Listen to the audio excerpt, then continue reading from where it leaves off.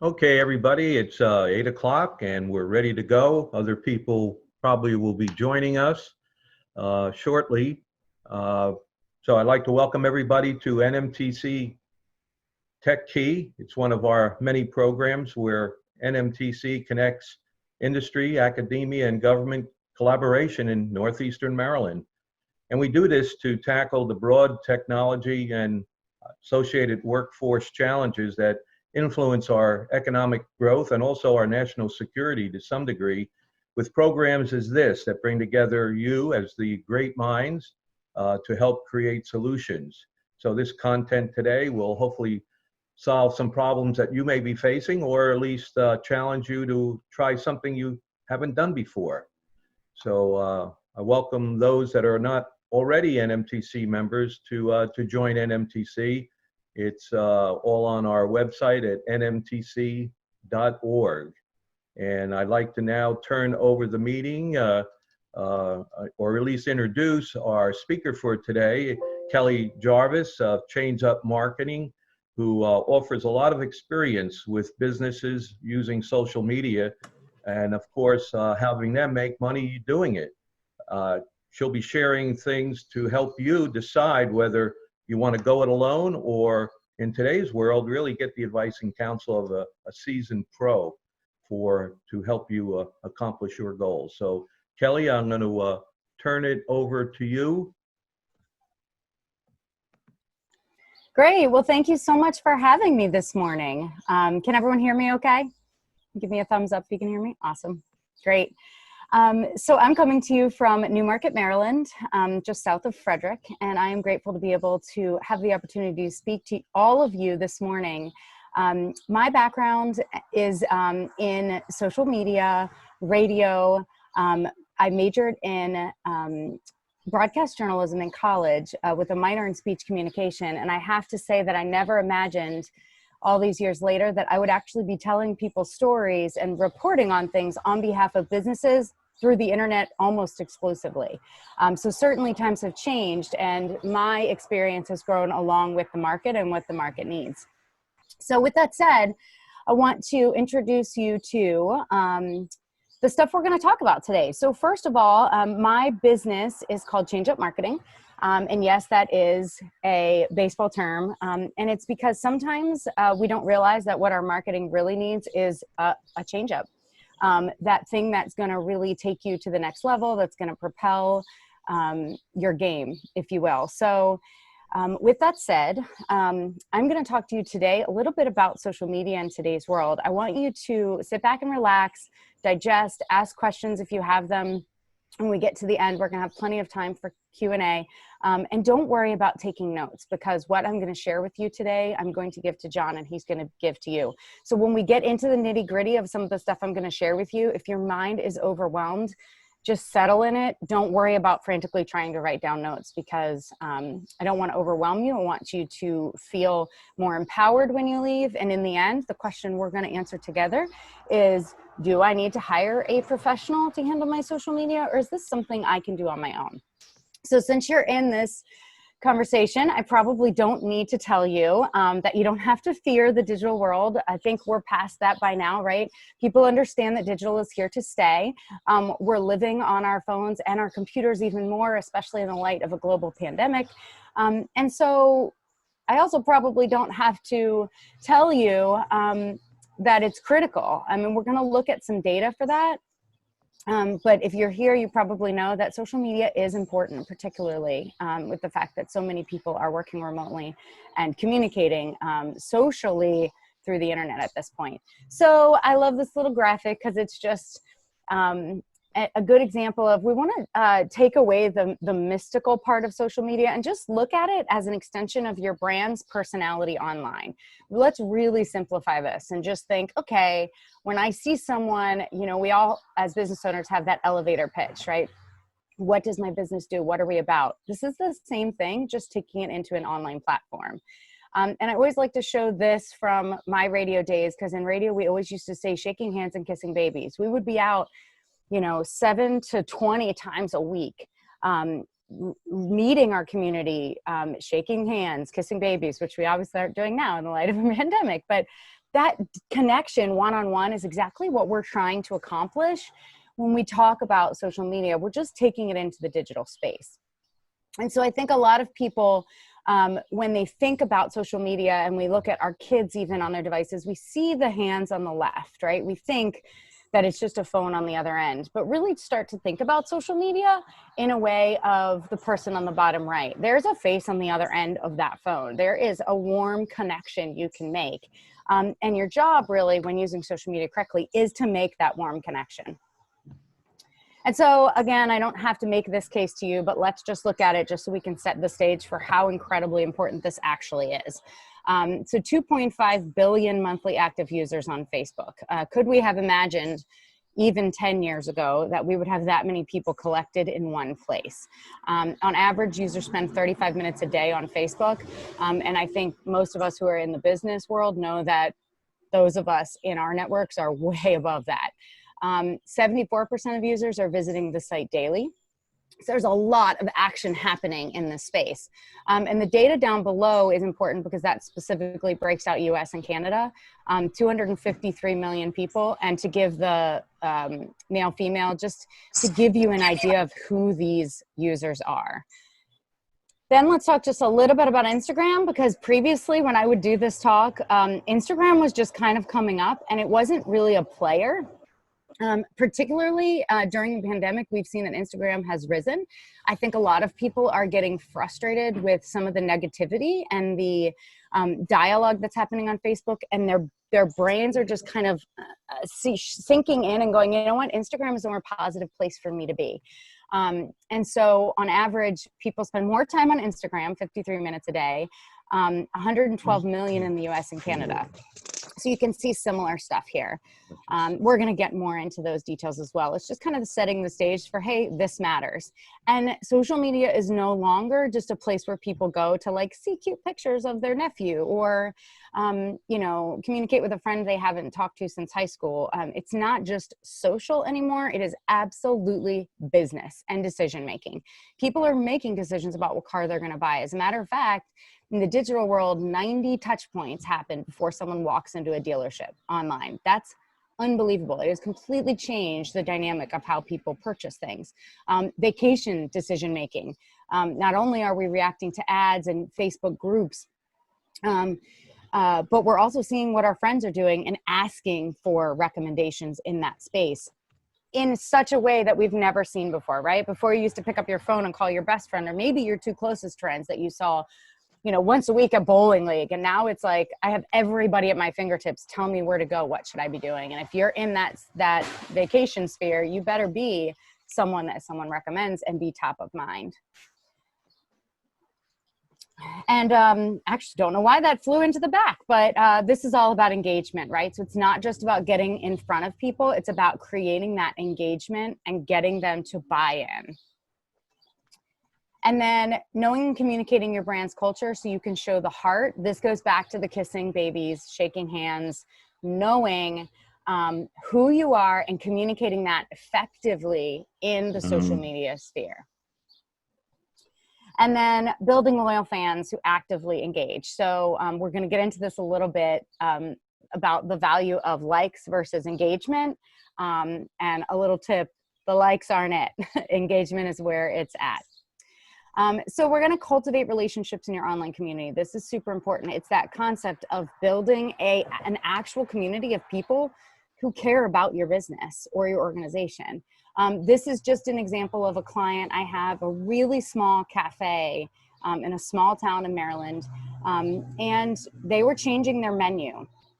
And as they were changing their menu, they came to me as the marketing consultant and said, what should we put on it? And I said, well, why don't we ask the community? These people have been loyal fans of this place. They walk in every day. They know you better than we do at this point. They are going to tell us. And sure enough, they did. We went to them. They gave us all of the feedback we needed. And it was like our very own little marketing focus group, but we didn't need to pay a big agency in order to do it.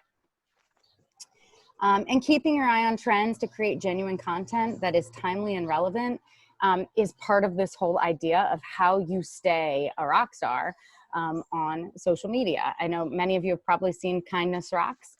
that people paint and leave around. It just so happens that two of my clients that were next to each other got rocks the same day, around the same period, and we were really able to play on that, and it took off.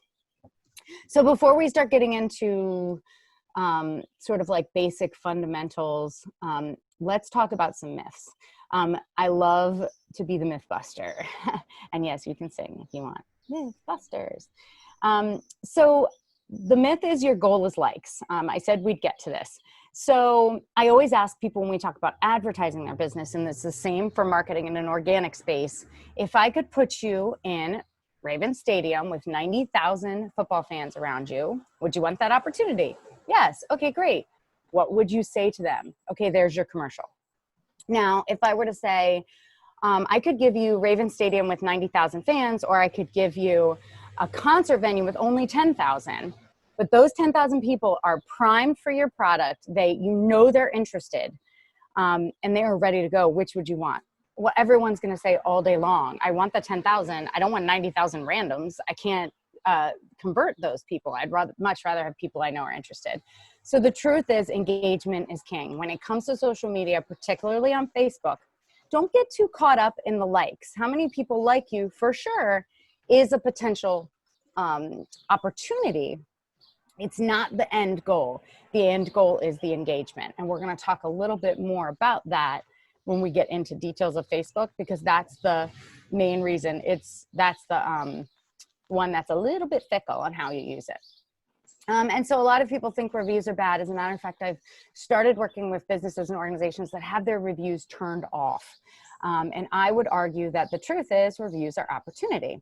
So even when you get a less than stellar review, it's a great opportunity to not only communicate back to that person and get information back about your business that you may not have otherwise gotten, but it's also an opportunity to show the rest of the world from a PR perspective how you handle challenges, whether or not your business is one that's open to criticism, that is open to change, and willing to say, hey, we're sorry you had a 3 out of 5 experience. Can you help us understand what we can do better next time? So if you look at reviews as opportunity, I think you'll really find that it can actually better your business and better your social media experience rather than turning it off and being afraid of it. And then another myth is more posts means more reach. So we think broadcast, so my background's in radio, we talk about broadcasting. It's like you're throwing it all out there, right? And the more people that are listening and they hear it, the better.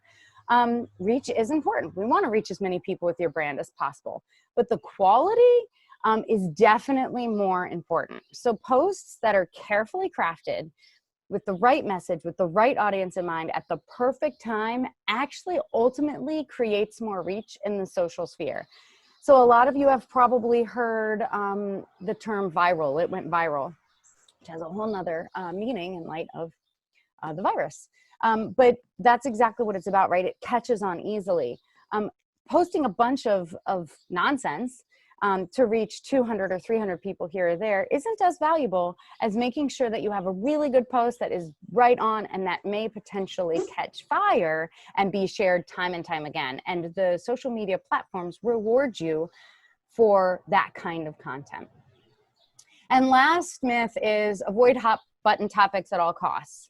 And in some cases with some brands, yes, maybe there are topics that you're just not willing to address, and that's okay. And I'm not by any means saying that you should jump into a topic that doesn't fit your brand. There are definitely times, though, when, one, your brand should speak eloquently into pop culture or what's happening at the time.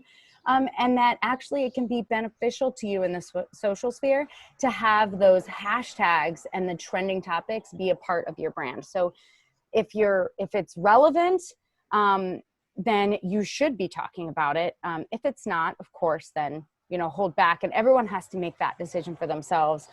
It also depends on, how serious the topic is and how much you're willing to put your brand out there. So with that said, that's kind of laying the groundwork for what our goals are when we talk about engaging in social media and what your business and organization should be thinking about when you see your social media opportunity. But let's talk a little bit more about actual best practices. And laying all of this out there for me kind of gives you one, I want to give you tips. So should you choose to jump into this for yourself and do your own social media, you'll kind of know what's behind it. I think oftentimes people underestimate how much time and thought and effort really goes into doing social media with excellence. And so, you know, I have friends that are like, oh, well, how much time can that take you? Well, if I manage 10 brands' social media across Facebook, Instagram, and in some cases Twitter, but mostly Facebook and Instagram, there's a lot of thought and strategy. There's a lot of thought in exactly what wording we're using, what timing we should be posting, what post should come after the other, things that pop up last minute that are timely that need to be worked into the already existing strategy. So there actually is a lot of work behind the scenes. And so if you can see some of this for yourself, you can make that decision when we get to the end and I ask you these questions about whether or not you feel it's best for you to have someone do it for you or do it yourself. You will know a little bit of what's behind it so that you can be more educated in making that decision. So let's talk about platforms. We're only going to touch on each of these and focus a little more on Facebook because, as I mentioned, it's kind of the monster. It is the most popular social media platform. It's also the most controlled. Facebook has its way of doing things, and if you play their game, you can win. The other ones are a little more laid back. And so we're going to talk about Facebook first. And I'm going to do a very brief overview of each of these, and then we'll go back and touch on Facebook just a little bit more. Because that one, essentially, should you choose to do it on your own, is where you're going to spend the majority of your time, depending on what your demo is. But likely, Facebook is where your true opportunity is at this point in time. So Facebook has become an older demographic. As the young kids started to find other things to communicate on when their parents and grandparents started to get on Facebook, it has become older. So the main age is that 35 to 65. So we're talking adults. Tends to be more women than men. And this is evolving. It used to be like 60-40, and it's really starting to get closer to 50-50 as we saw in the beginning. The young people will say they're not there, and you'll hear people say, oh, nobody uses Facebook anymore. And to a point, it's true. Instagram and Snapchat and TikTok and all these other things have taken their attention. And they're certainly trying to escape the older generation. However, they do have FOMO, fear of missing out. And actually, I just read an article that said that in comparison, when you actually add up the numbers of actual profiles within the 13 to 17, Facebook still has the most profiles. They're not as engaged there. So there could be an argument for not spending a lot of time trying to reach them. But certainly in the 20-30 range, you're still getting plenty of people who have Facebook profiles and use it regularly. The challenge with Facebook is you have to play their game in order for anyone to see your posts. They give organic a very low access rate. And so you either have to get people to like, comment, and share. So you're playing the popularity game, or you have to pay for that access and that reach. And it's best for content sharing. So most of the other platforms don't allow you to share links. So if you're a business or an organization that thrives on education and you need to share articles and science and all these things that require really thought out content, you're not going to want to share that on Instagram because it's very visual and you're not getting the links there. Facebook's where it's at. So Instagram, speaking of, it's a younger demo, still not super young because most of us in the, now I'm 40. I can't even say I'm 35 to 40 anymore. In that age range, we're all there. But Instagram is very visual. So you have to process these things and know them when you're thinking about what's best for your business. If you're in a business that is not very visual, can you succeed on Instagram? Probably not. You're going to have to work really hard to find a visual representation of your point. Otherwise, you're left out there with nothing to show, and then it will seem really fake. And we don't want that on Facebook. On social media, you really want to be authentic and genuine to your brand. Instagram can be very creative and artsy. So if you personally or within your business, you are very creative and artsy, and you can take that thing that's maybe not so fun and visual, like financial investment, for example, and you can make it fun and creative and artsy, maybe Instagram is your place. Again, no links. It's now owned by Facebook. So the insights have really grown, and you can actually use it in a much more measurable way. So Twitter, I'm saying young-ish again because it really began as the young people's access point, and that young generation, particularly millennials, wanted that quick way of talking to each other.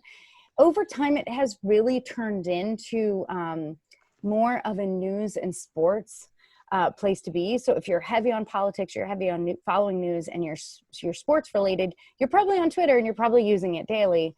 Everyone else, not so much. I actually have a client that is a county council member, and when I came in to start helping them, they were so heavily active on Twitter, and I admire that, and they were doing a good job, but they were really just talking to each other, right? Talking to other policymakers, talking to other people in the political sphere, talking to the news organizations, which is important. But the constituents aren't looking for their information from their county council members on Twitter.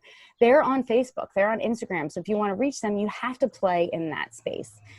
Twitter, people kind of expect quick response. So it's one of those things, again, if you're digesting, can I handle this and do it on my own?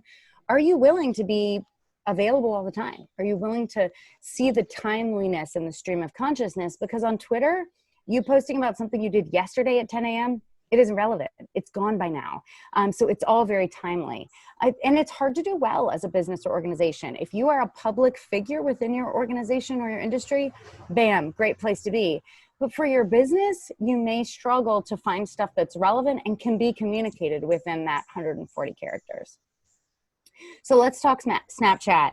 Snapchat is a very young demo, huge on creativity, visuals, video, and it's heavily personality driven. So when I talk to businesses about whether or not they should be using Snapchat, it's, do you have someone within your business that is uniquely positioned to represent your brand well and to do it in an entertaining way? Do you have someone who is into theater? Someone who may have a creative background to make graphics? And the young people tend to be very natural at this because they've grown up with Snapchat and they are doing it very naturally. But do you trust that young person within your organization to do it in a professional manner as well? So there's a line we have to follow here as a business or a product, a brand or product, that becomes very hard to do Snapchat well. YouTube, some people would argue YouTube's not social media, but it most definitely is, particularly in the younger audience. It's just a video aggregator, but it's created this community and it has become the #2 search engine in the world after Google. So this is a great place if you have content you want to be shared, even if no one, if you're not purposely sending people to your YouTube channel to watch that content, hosting it there is valuable to you when you add in all of the tags about your content, because then someone may discover that video, watch your video and go, oh, these people know what they're talking about. I'm going to click through to their website. And then you're pulling them through that funnel of, well, you found me on YouTube from one video I did, but you managed to find your way to my website, which shows you the breadth of what my business can offer. It's hard to build community there, though. People comment, but there's not a lot of interaction. And it's unlike Twitter or Facebook where people are responding right away. YouTube is kind of set over here as a place for housing content, and it's not really good for interaction. So that was a lot of information. And again, don't feel like you have to be frantically writing this down because I'm going to give you this. This is the one slide that everybody needs to see to digest exactly how fickle and challenging Facebook can be in order to make it happen well. So an average of 10% of your followers will see your post at any given time. So I have some businesses that have 400 followers, and I have some businesses that have 7,000 or 12,000. So if you think about 7,000, that means only 700 people on average will ever see anything we post at any given time. Now, the goal is to get people to like, comment, and share in order to get more reach. So Facebook is a popularity game. You put up a post, your own people aren't always going to see it. Only 10% of them are going to see it. But as that 10% sees it, and they go like, oh, I love this. Oh, I can't wait. When does summer camp start? Things like that. And they're asking questions and they're engaging with it. It starts to increase the other 90% of your followers that can see it. And of course, other people that aren't already following you. So playing the game means putting out compelling content asking some influencers or some of your close fans, maybe even your staff, to like, comment, and share right away, and start getting the trajectory of the post going. And you should also comment on your own post and respond to your fans immediately. So if someone says, "Oh, I love this, thanks so-and-so," it seems so silly and you don't want to go overboard so you look like the person who responds to every little thing. But every time you comment and respond to your fans or your followers who are asking you a question, that's another comment. So all Facebook sees is number, comment. 6 people ask you a question, 6 responses, you now have 12 comments, your post is going up and it's rising in terms of who's seeing it. And so that's a great game to play. Using the right size graphics, 1200 by 630, 1200 by 628, this is debatable. I have always used 1200 by 628. Lately, people are starting to use 1200 by 630. They both work.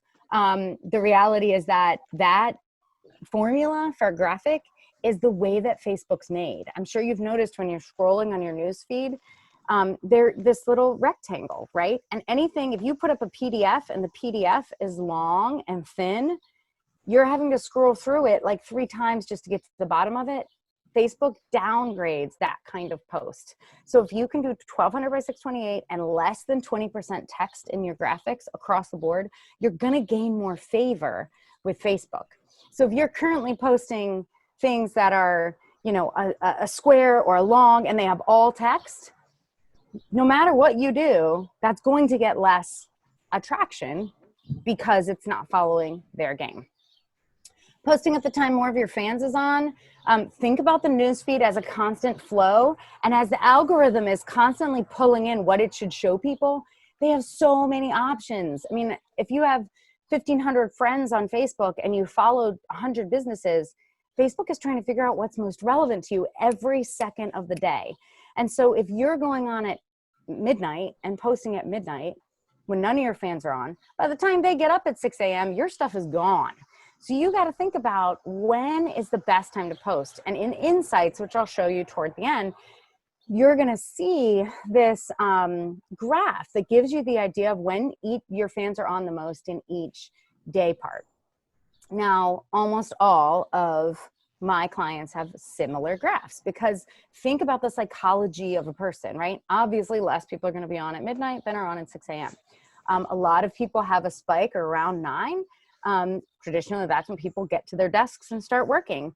And so that's when more people are logging in, checking Facebook real quick, and then dumping off. And then it goes up again at noon. And then it goes up again around 6 when people are starting to wind down from the day.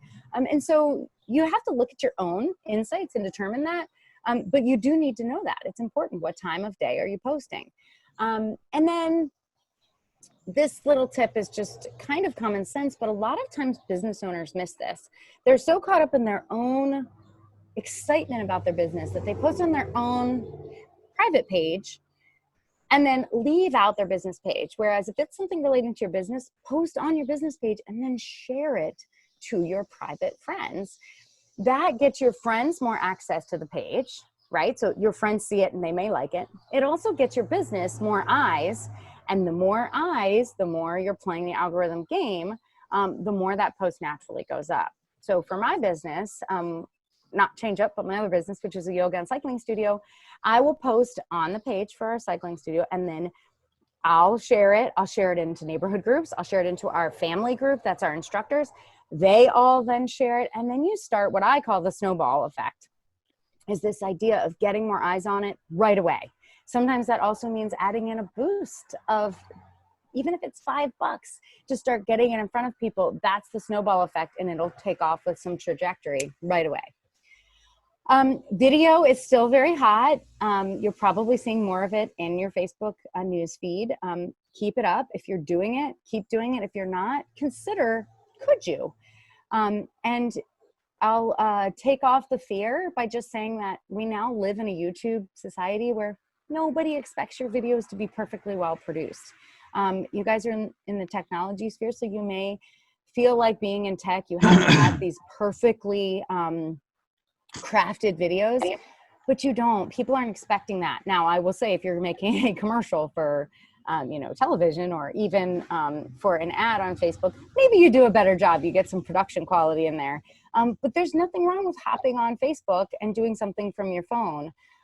Keeping them short and sweet. Keep in mind, you only have 2 seconds to catch their attention. And then people aren't going to watch much more than 30 seconds unless it's crazy compelling.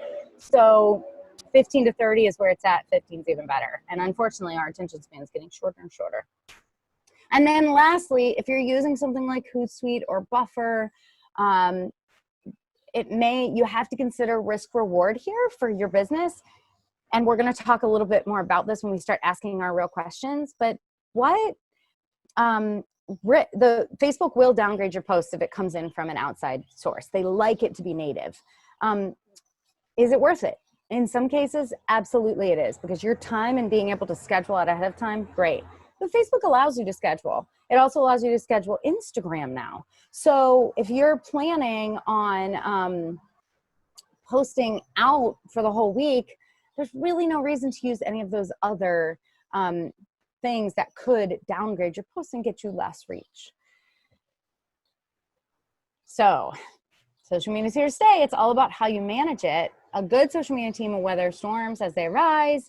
And if you have a target market in that Gen Z demographic, you need to remember it's a natural part of existence for them. It's how they converse and engage. So when we think about the future of your business, most certainly you want to be looking at now, but also thinking about what's going to happen in the future. Will your business still be around 5 or 10 years from now if you don't look at who that next generation of your customer is and cater to how they like to be communicated to?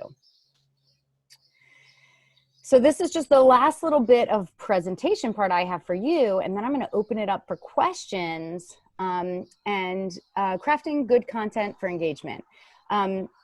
We're just going to touch on this because we could go on all day. This is a whole nother talk, but I picked this picture because they're super cute. They're excited, they're friendly, they're passionate, they have bright colors. A picture says 1,000 words, right? Pick good pictures, number one, for crafting good content and engagement, for engagement. And this is the one that I most definitely do not want you to get too caught up in, because you're going to get this. But this is, we're going deep now. These are tactics.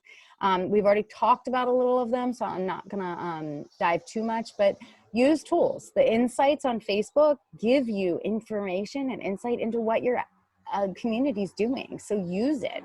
If you have a page, go look at it before you start posting and scheduling. When should you be posting? What do they respond to the most? What posts is Facebook currently favoring? And now it's video. Be meaningful and creative in your posts. Show personality. Be timely. Be true to your brand. These are all things that can make or break your social media presence. Do not use hashtags on Facebook. This is a very specific tactic, and people make this mistake a lot.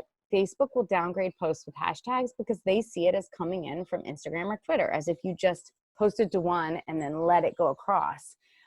Yes, they are relevant if you use one and it's one that matters. So this goes back to that, what's the hot hashtag right now? If it's Super Bowl week and you're using hashtag Super Bowl, that might make a sense. But otherwise, lining your posts with a bunch of ironic hashtags that don't categorize your post and don't make sense to anybody, cut it out. It's done. It's old. On Instagram, it allows you to be funny and quirky, and maybe it shows you in a different light and puts you in a different category. But on Facebook, just cut it out altogether. Using words that appear salesy will also automatically get you downgraded. So it's hard, but buy now. Come see us, join us for this event. You have to figure out ways to say it in a way that's offering information to your followers and your potential customers without sounding like you're selling them something.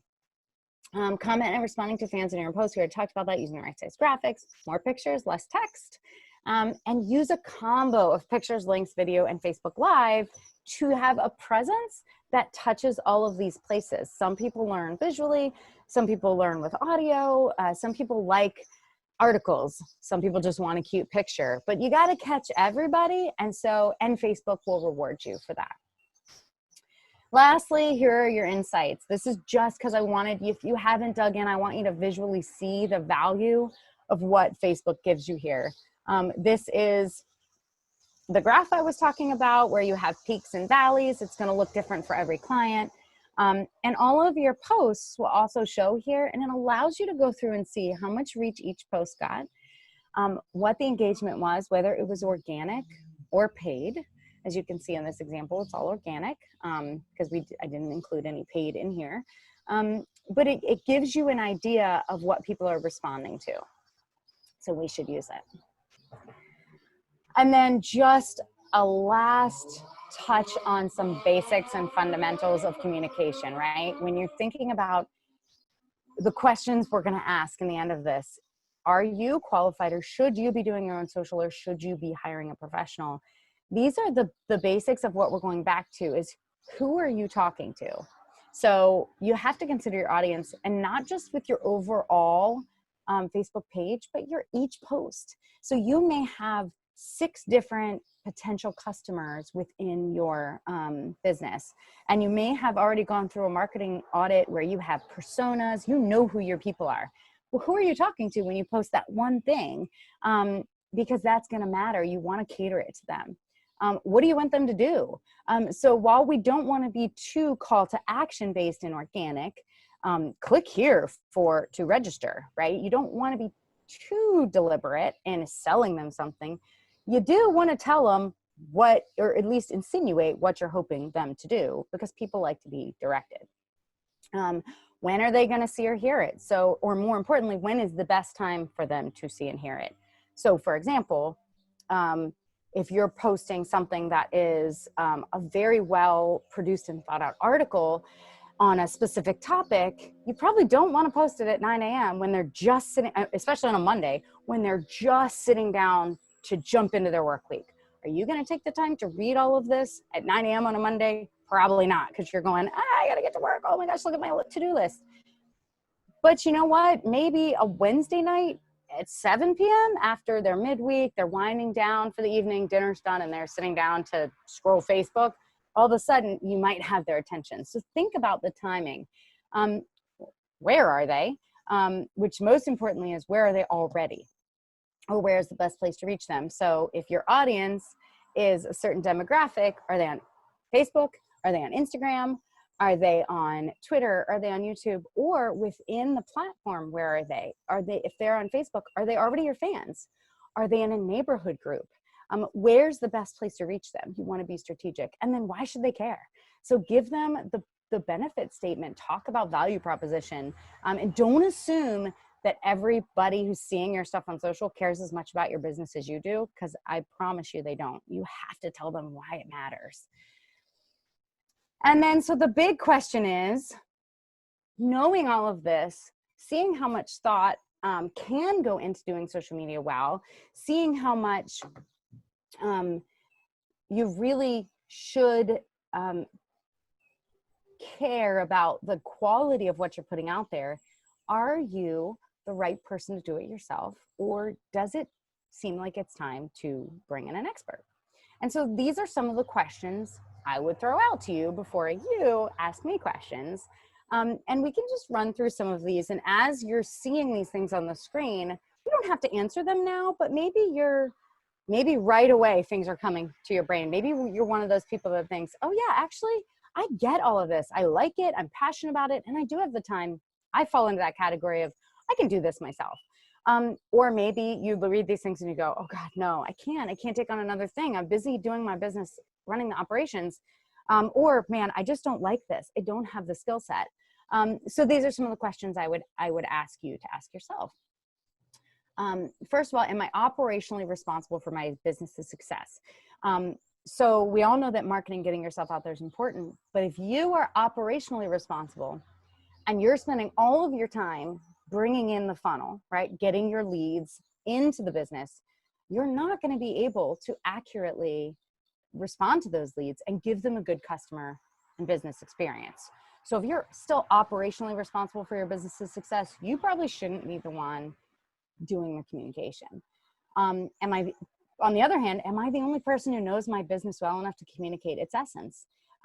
Some of us who were the technical person, who are the doer, who are the the skilled person within your business, you maybe don't have someone who knows your business well enough to communicate it externally.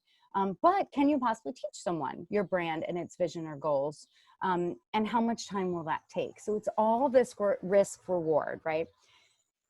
Most importantly, do I have the skills to communicate, or would I be learning a new trade entirely? And so this is something that has really come out for me in the past 10 years as I've realized that communication is a skill. And I've worked with a lot of business owners who are fantastic at running their business. They are good with customer service. They're good with logistics. They're even good with taxes and finances, the stuff that I hate. But when it comes time to communicate their business to others, they don't have the skills. They either clam up, or they don't present well, or maybe they don't even communicate well in writing. They can speak well, but they can't write well. And you want to protect your brand. So you have to be self-aware enough to say, you know what? I don't have good grammar. I don't have really good spelling. Or maybe I just don't even like it. I don't want to learn how to do this. That's a big question. So asking yourself internally, do I trust myself? Do I have the skills to present my business in the way that I want it to be presented? And then, of course, what is the risk reward for spending more time or money on social media? Your time and your money are important. Those are resources that your business needs from you. Okay, well, which one of those are you more likely to be able to put out there? This one I would ask you to ask yourself very well, or very strongly, because as someone who does take over, I've had the benefit of working with business owners who come to know me, they teach me their business, and they trust me. Will you trust someone to communicate your message, or will you be second guessing everything they do? Will you be micromanaging or questioning their abilities? If you don't think you can trust someone else, then you're probably better to keep it in your own handling. Do you use social media personally? If you don't, you're gonna struggle. You have to have an innate understanding of the platform you're posting on to understand how people use it. And so the secondary question to that would be, if you don't, do you want to? And if you don't. As someone who has to live on social media platforms, if you're someone who has the benefit of not having to, enjoy that. Yes, it's important, but you don't have to put yourself in that position. It's important for your business. You don't have to put yourself in that position personally if you don't want to. Do you have the time to communicate to others, or do you need to be running your own business? That goes back to the operational thing. What is your time worth? If you're working in a business where your hourly rate is $200, is it worth it for you to spend 3 hours a day working on social media? Probably not. And would it even require that much time? It's all of this risk reward, right? And then if you hand it off, do you have someone within? Is there someone uniquely positioned within your business that gets social media, that's a good communicator, that understands your business, and that you trust them with it?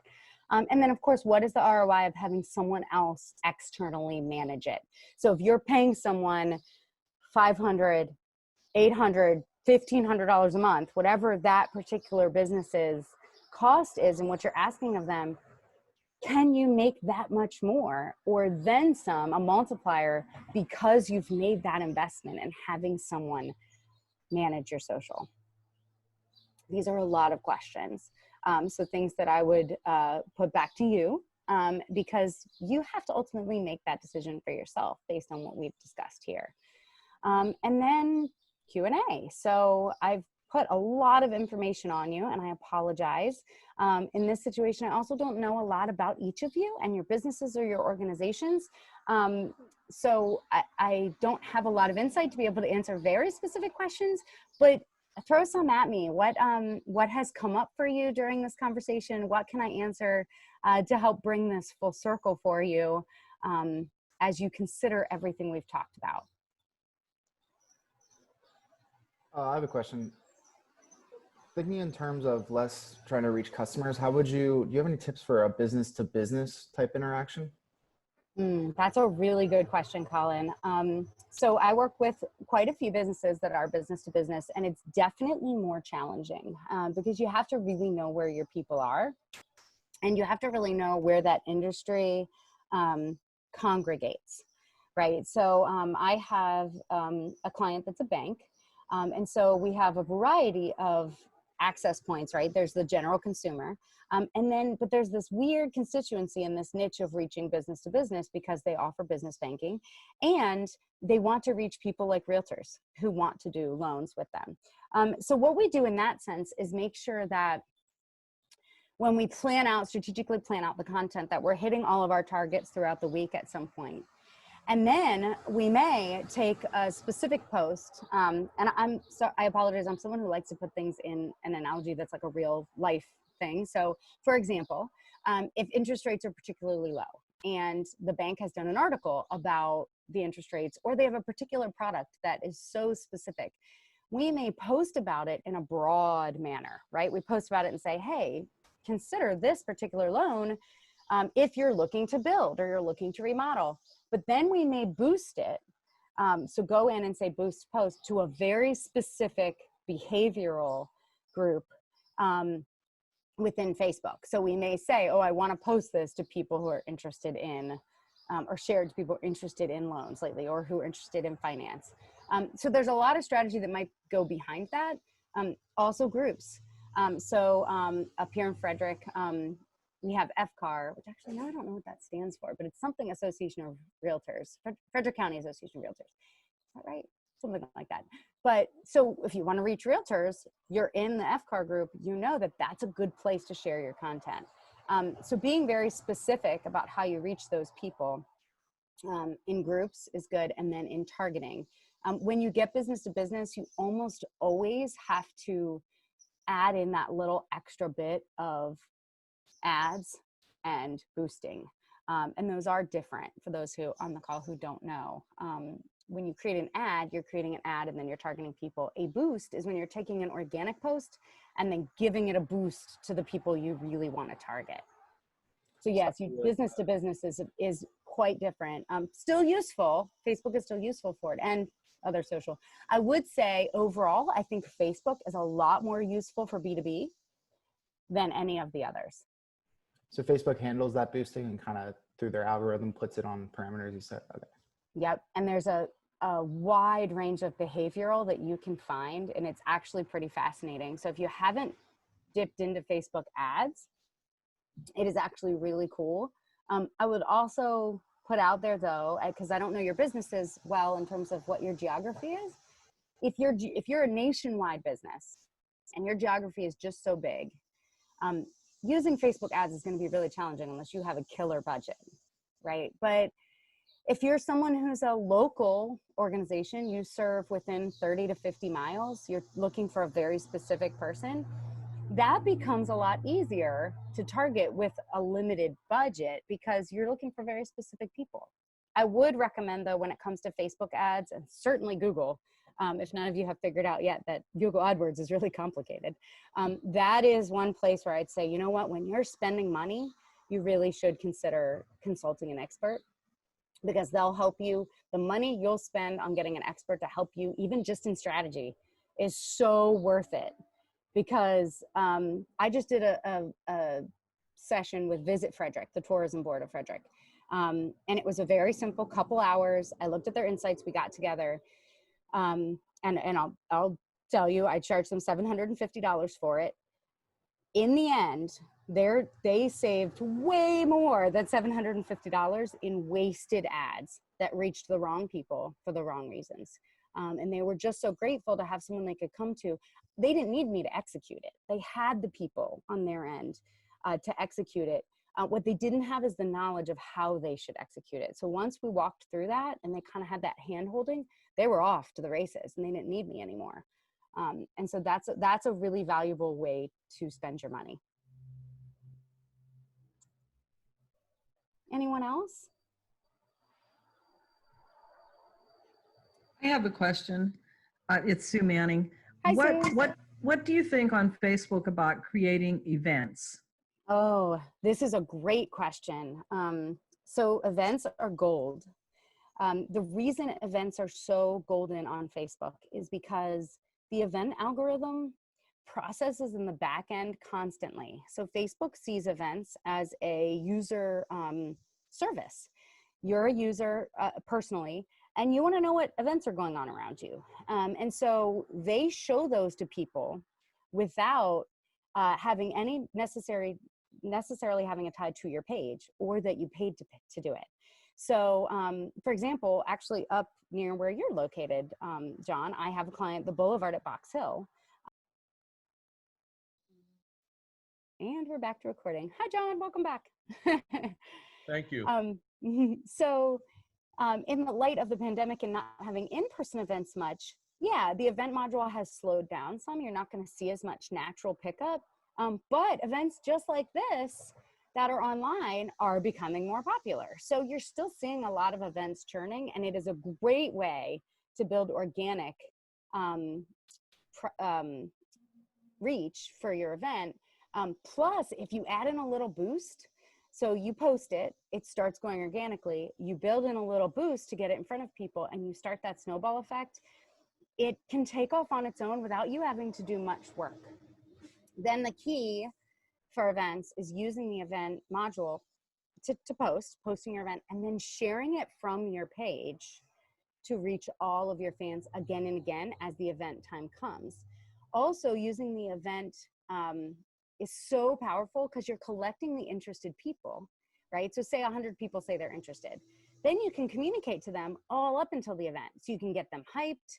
You can say, oh, the golf tournament's coming up in a week, thanks to our sponsors. You can say, oh, hey, it's gonna be hot, don't forget your sunscreen. Or for example, with our Boulevard events, don't forget your chairs and your, and don't forget that Menchie's is gonna be open from 6 to 8 with 10% off. So it's a natural way to collect interested people and then communicate to them over and over and over again. So yes, so great question. Events are golden. And if you can, without looking silly, anything could be posted as an event in today's world, right? I mean, anything you're offering that is perceived to be a one-time thing and isn't just like a regular weekly, say for example, like my yoga studio, we're not putting up every yoga class, that would be crazy. But when we're doing an event that's something special, you bet it's going in events because it'll naturally churn. I hope that answers your question. Yes, thank you. Sure thing. Anyone else? What is your take on LinkedIn? So that is a great question. And actually, Colin, this goes back to your question about B2B. That's really, really good. So LinkedIn is a great platform, particularly for those who are in a professional calling. And so if you're really uncomfortable talking about your business or engaging with your personal folks on Facebook about your business, LinkedIn is a great place to be. It actually is growing in popularity, and I think it has grown a lot in the last 6 months. And this is just my personal opinion. I have not read anything on this, but my vibe is that people are fed up with Facebook and some of the negativity that they're seeing there. And so a lot of the professional people are using LinkedIn more often because it's a way to stick to professional and keep away from some of the negativity that they're seeing. And so it is in fact growing. There's a large gap, I'll say, between using LinkedIn as you as a professional, and I say personally because I mean you as a person professionally, if that makes sense, your personal public profile as a professional versus a business being on LinkedIn. So a lot of my businesses, when they ask, should I be on LinkedIn, the business itself may not fit for LinkedIn. It may not make sense for the business to be sharing content unless they're heavily content oriented. If you're a business that's constantly pumping out blogs and white papers within your industry, yes, for sure, your business should be there. Otherwise, if you're, for example, a salesperson within your industry, you know, if your peers like to be communicated to on LinkedIn in a way where you connect that way professionally, then it really should be you personally, your face, your name in your profession, rather than your business, if that makes sense. Yeah, thank you. Sure thing. And to add on to that, LinkedIn also has ad opportunities that are complex, we'll say. So a lot of times people, if you get that notification on LinkedIn that's like, we're giving you $50 free ad credit, you should advertise, and you take the bait, that's cool because it's free.